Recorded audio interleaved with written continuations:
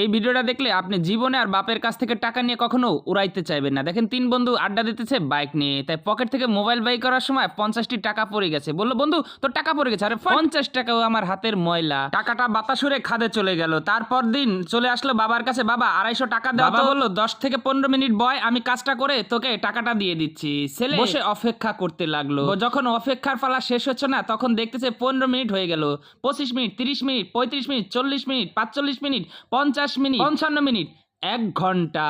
দীর্ঘ 1 ঘন্টা পর কাজটা শেষ করে বলল কত হয়েছে? বাবা বলল 50 টাকা। ছেলে তখন দেখলো 50 টাকা এতক্ষণ কাজ করার পরে কল্পনায় দেখতে পেল টাকা তো উড়াই দিয়ে আসলাম। তখন বাবা ছেলেকে বলল বাবা নে এই তোর 250 টাকা। ছেলে তখন বুঝতে পেরে বলল বাবা আমার আর টাকা লাগবে না কোনোদিন, টাকাটা তুমি রাখো, আমি আসতেছি বাবা। এই বলে ছেলেটি দৌড়ে চলে গেল বাইক নিয়ে। সেই যে যেখানে টাকাটা ফেলেছিল দেখেন সেই টাকাটা দেখতে পেল ড্রেনের পচা পানির ভিতর পড়ে আছে। তখন টাকাটা উঠিয়ে টিউবওয়েলের পানি দিয়ে ধুয়ে পরিষ্কার করে পকেটে রেখে দিল। আসলে বাবার কষ্ট যদি সব ছেলেরা দেখতে পেত তাহলে কখনোই বাবার টাকা নষ্ট করতো না। ভিডিওটা ভালো লাগলে শেয়ার করে দিবেন।